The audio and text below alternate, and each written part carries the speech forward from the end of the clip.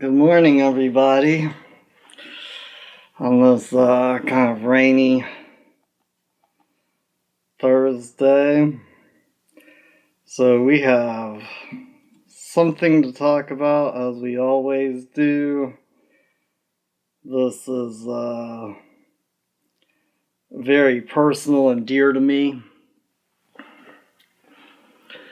What I'm about to show and share, this is what scared the ever-living lights out of me when I saw this happen in America.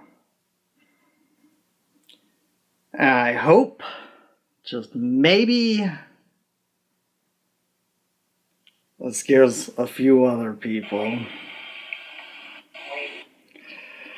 So this was at the very beginning of 2020, and I mean before people were even talking about COVID. It was in January of 2020. And this gentleman, this ex-Marine, veteran, true believer in rights and freedom and God, keeps on getting dragged into court. Can't think of any lawful reason. And if you said because there's a lawful court order, all you gotta do is swear to that under oath or affirmation on the record.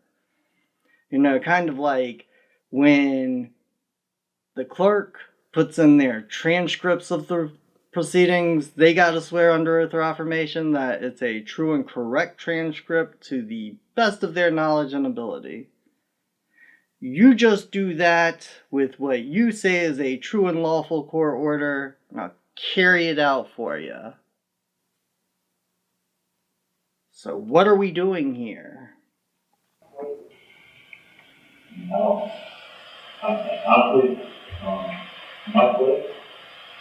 Pretty good question. Sir, I am now going to address issues that are not relevant to the court. This is not a situation where you inquire of the court based upon issues or assertions that are not legal in nature, relevant in nature to the reasons that we are here today.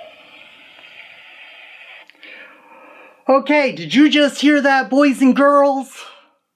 The fact of whether you are a slave or not, or whether you are subject to the will of others, against your will, by force, otherwise known as slavery, isn't even a legal question in nature. It's not legally relevant. Oh, really?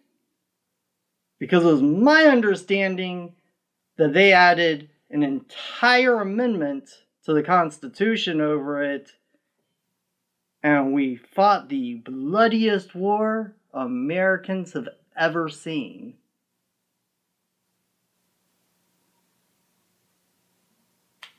But that has no relevance here, where we're forcing you to do things against your will. Well, unfortunately, in order to proceed, I need to know Unfortunately, sir, I don't know more about the basis for which that inquiry is relevant to these proceedings.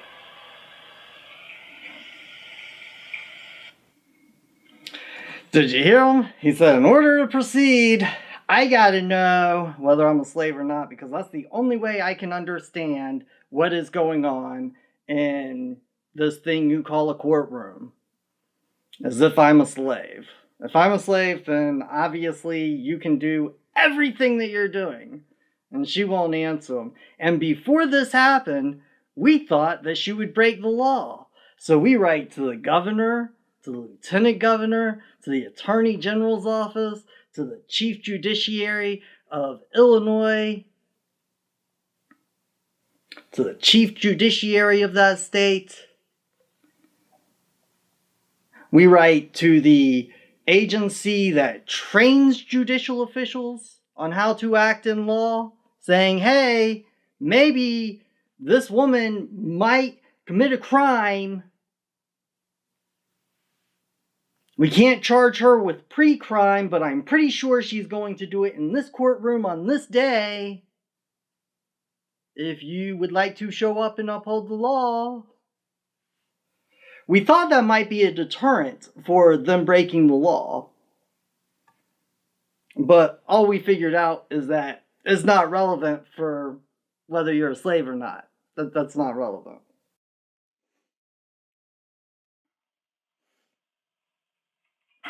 Simple question because The court is under no obligation to be inquiry other than process of how we go about hearing. Either you pay child support or you're not. You have the same certain reasons for not paying child support or you don't. And then I make a determination. I just to know why you feel like you have absolute power over me, and I want to know why you administer my property without my consent. Sir, I'm going to give you one more warning, and we're getting pretty close to the line of additional and direct criminal contempt as we did before. Okay? Okay, did you hear that? Okay, if you're not going to tell me whether I'm a slave or not, I just wish to understand why you believe you can dictate every single facet of my life. You say I'm not paying child support. No, I'm not doing what you will not even swear is a true and lawful order upon the record of the court, so I have no duty or obligation. I'm not bound to do it. And I just don't agree. And I have told you time and time and time again over the past year, I don't know how many times he had told her, he wishes to support his children. He wishes to take care of them. He wishes to be there for them and not be an absent father. Because we realize not having a dad around or not having a mom around could cause issues in the future for children. They should have both around. Yes, I wish to support my children, so why don't you just get out of my way and stop preventing me from doing it because you're trying to convince everybody in society that the state is God. Okay? I've indicated to you that those are not appropriate inquiries of the court. You continue to inquire upon them. And we are getting close to the line. So I have explained to you, perhaps you might want to take a break and inquire with your support system as to how you would like to proceed on this court proceeding here today. If not, I need to know whether you are ready to proceed as it relates to providing a basis, a legal basis for why you have failed to pay child support as directed.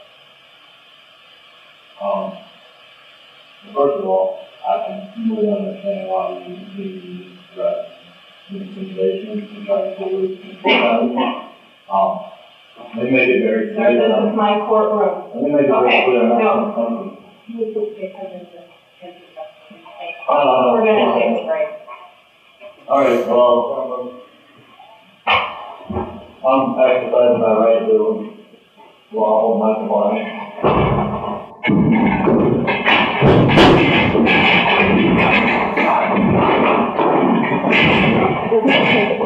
Once again, I'm exercising my right to lawful non-compliance.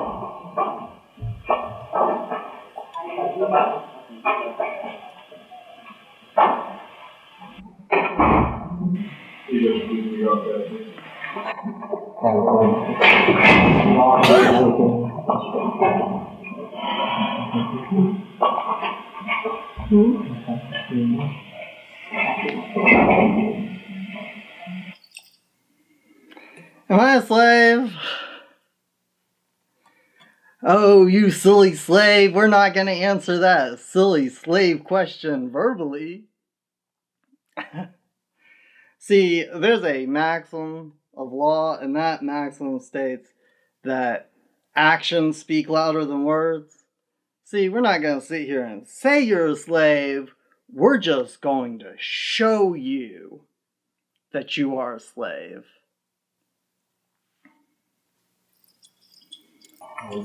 Here comes 2 more officers. That makes 3. He's already being manhandled by 1. Correct? Yep, that's correct. Here comes 2 more. That makes 5. Oh yeah, his name thought she wouldn't answer if he's a slave or not. She wouldn't answer if he's a slave or not. But that was the answer. Was arresting him. And it took 5 officers, not 1, not 2, not 3, but 5.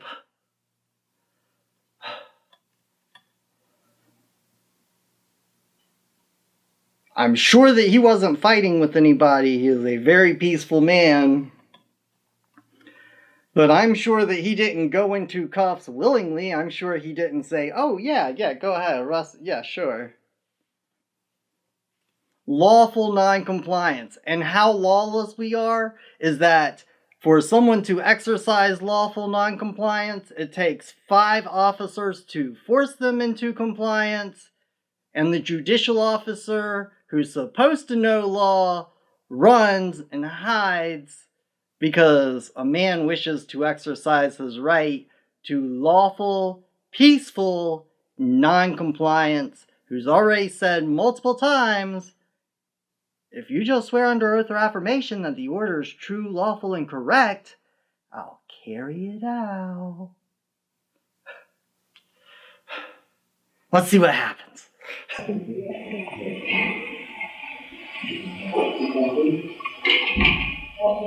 No, we didn't keep it,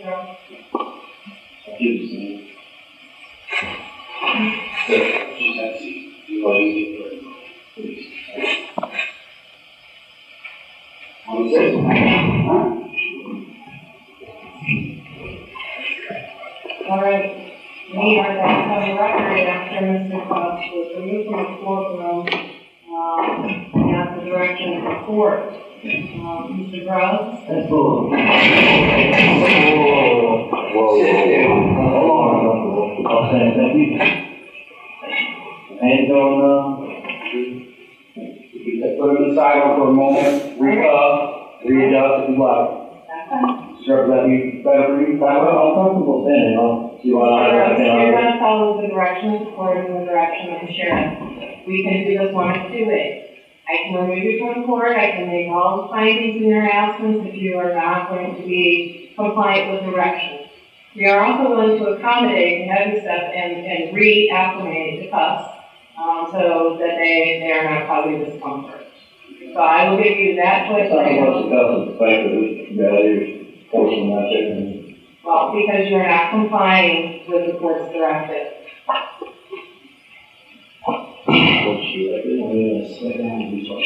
The moment you swear on the oath, that oath and affirmation that you have a lawful order, then go ahead and there you go.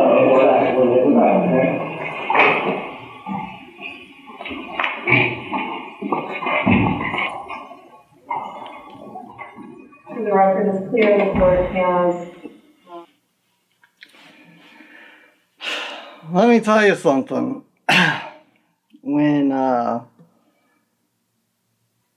When someone else has power over you to tell you when to sit, when to stand, forcefully move your body into position,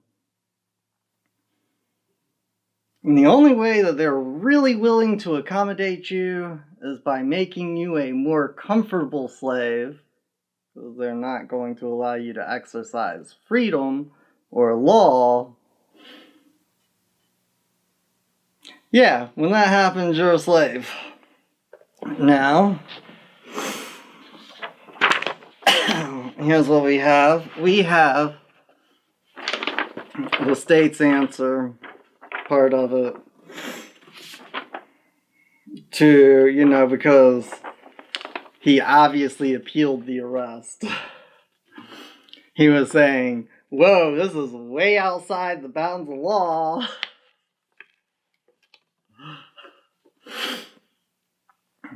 Honestly, shouldn't even have to argue this one. I should just be able to send the record to the appellate court. They should be able to figure it out on their own. They are all judges that went to law school. Point 13. Defendant's brief is also devoid of legal argument. Indeed, referring to the trial court as Amy, the trial court is a figment of the imagination. Amy is real. Amy's the one who ordered the arrest. Amy's the one who broke the law. It's Amy. It's not the trial court. The trial court couldn't break the law.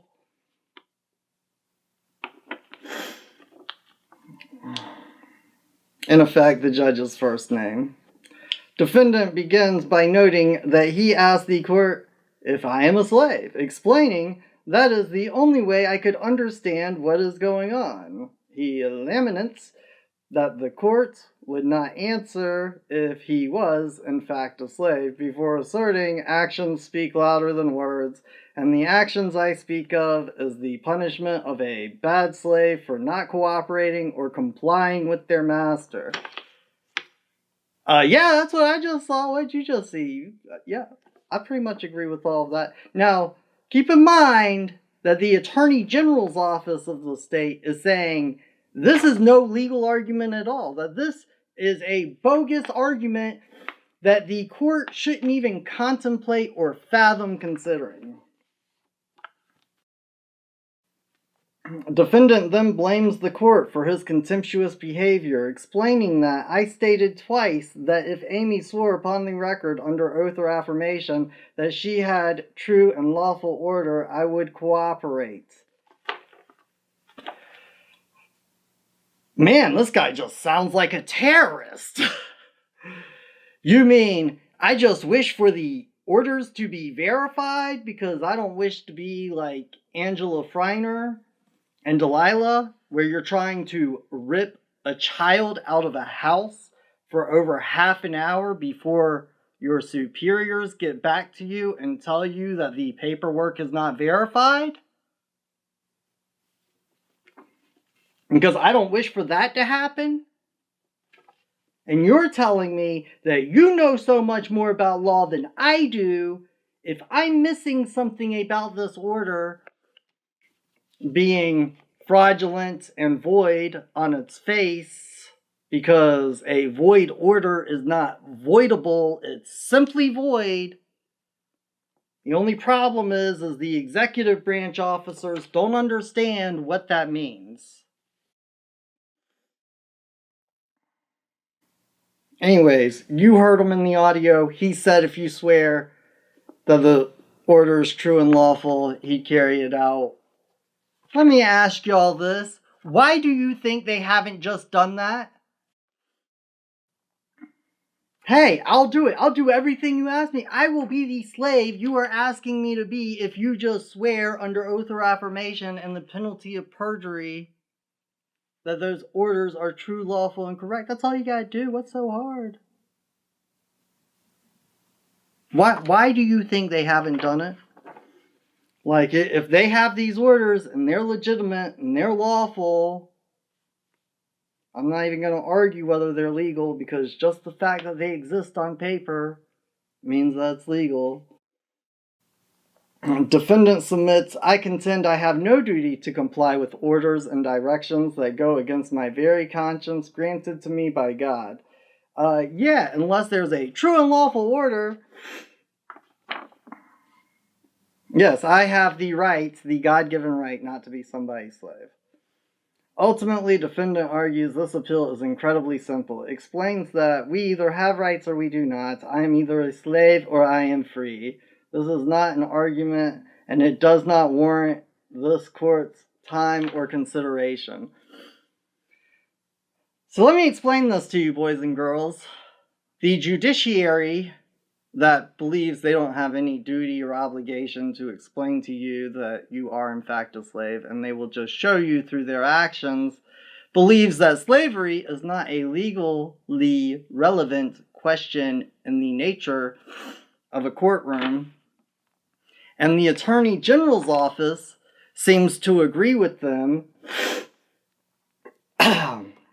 stating that you asking we either have rights or we do not, I am either a slave or I am free, does not warrant the court's time. Those questions are so silly, they don't warrant the court's time.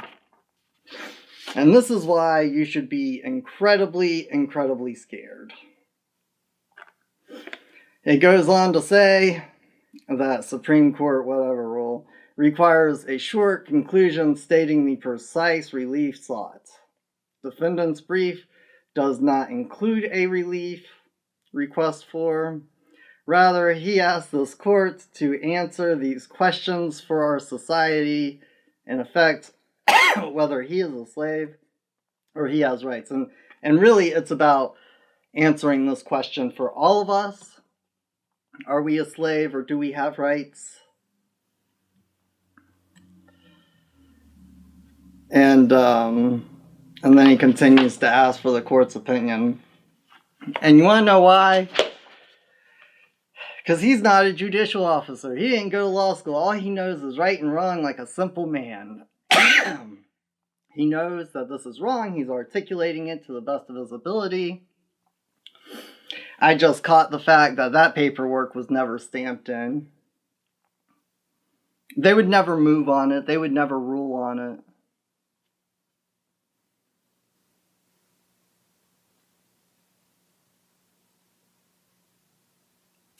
To the best of my knowledge, he hasn't gone back to court since they issued a warrant for him not showing up and appearing. And so he did a writ of restore freedom to the Supreme Court of that state. And I guess at that point they were like, okay, well, quit violating the law against them. You know, we're not going to actually uphold the law, but maybe at this point, maybe someone should considering not breaking the law anymore.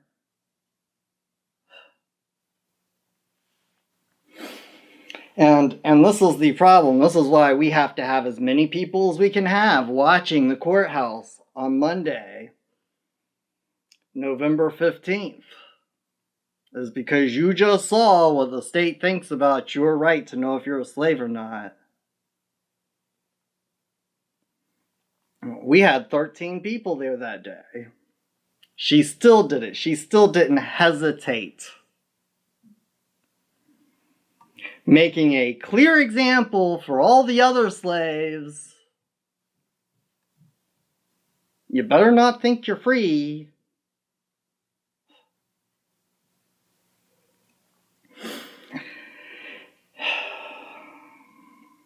Anyways, this is why we gotta get into courts. This is why we have to have our rights upheld in courts. This is why we have to watch over the courts. Because what they are doing is absolutely appalling. And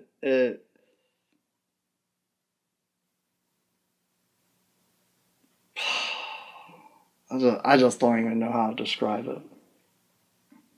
And that was pre-COVID. Okay?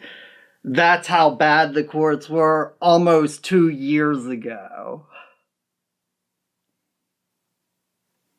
They're not getting any better. You want to know why they're not getting any better? Nobody's fixing them.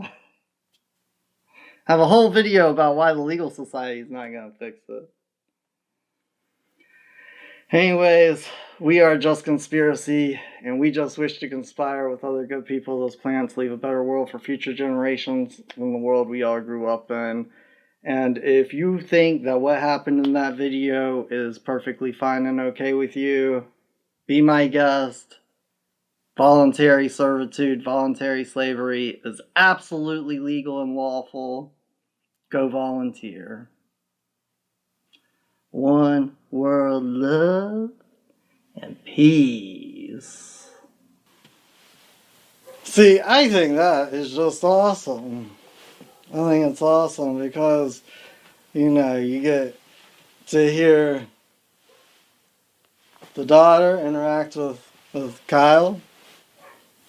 Yeah, you can have. I just want to know which one it is, you know. Make sure I'm not looking for it in my closet. And her and her mom, you know, her mom Ask for Kyle to get the dog. Kyle goes and gets the dog. Her and her mom talk about boys, cute boys, healthy relationship. You know, in a very stressful situation. All these people at your door, all up in your business in the middle of the night, and you're still just chilling, being peaceful, not doing anything, and carrying on the best you can. That's awesome. That's awesome to me. Now, let's see what happens when the officer comes back. Okay. Okay. I know. I don't know why they did that to you. He's a good boy. Look how happy he is. On callbacks to get anybody we can to verify that this is in effect, okay? Once we're able to verify that, it's still going to be a standing issue, a court-ordered issue, so we have to abide. Did you just hear him?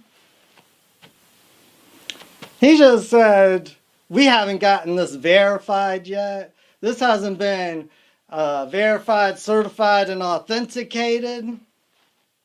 So we just heard from our people that we can't put on the black gloves and rip her out.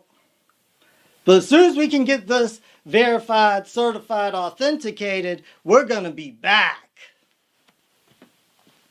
But let me just ask you again, what were they doing out there with an unverified, uncertified, unauthentic order to take a girl from her mom? Why did that happen in the first place? At all. Period. By that. However, at this time, we are going to leave. You're going to